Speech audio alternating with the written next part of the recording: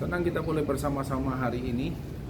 Satu topik yang kita akan bahas bersama-sama tentang kemurahan hati, generosity. Saudara, dunia ini sebetulnya banyak orang-orang yang punya hati, yang bermurah hati.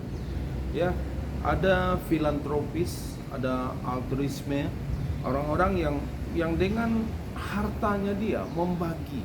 Ya, bahkan orang-orang terkenal, Bill Gates, Warren Buffett, Mark Zuckerberg, mereka bahkan sudah mau mendedikasikan ya 50% daripada kekayaannya mereka akan donasikan untuk menolong orang-orang yang ada di negara, di belahan dunia ini yang dalam kekurangan, yang dalam membutuhkan pertolongan.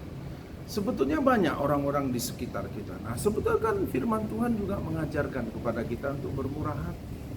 Nah, kenapa kita yang sudah ada firman-Nya, kita tidak mau lakukan?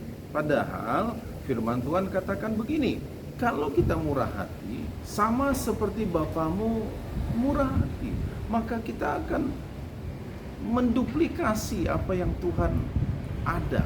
Apa yang jadi milik Tuhan itu akan terjadi dalam kehidupan kita.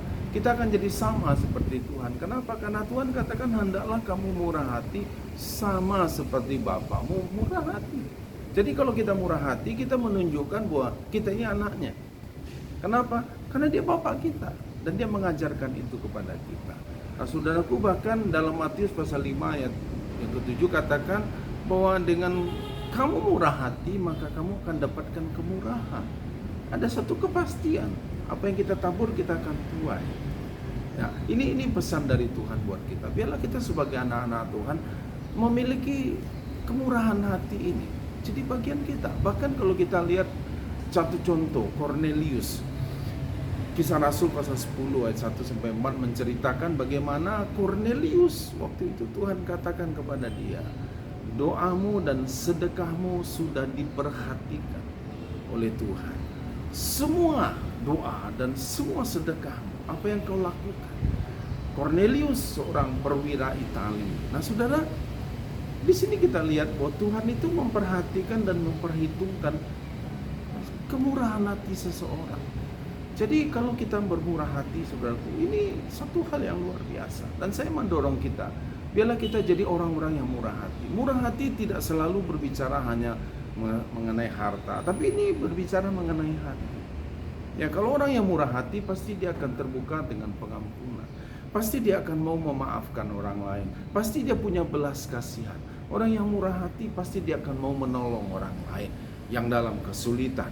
Orang-orang yang membutuhkan pertolongan, pasti hatinya terbuka. Nah, dia tidak untuk dirinya sendiri.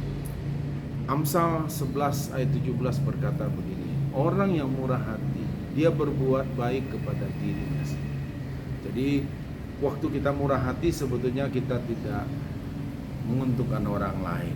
Diri kita sendirilah yang diuntungkan. Jadi saudaraku, mulai sekarang firman Tuhan katakan hendaklah kamu murah hati.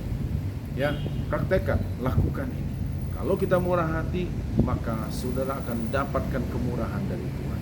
Dan engkau akan dapatkan banyak hal.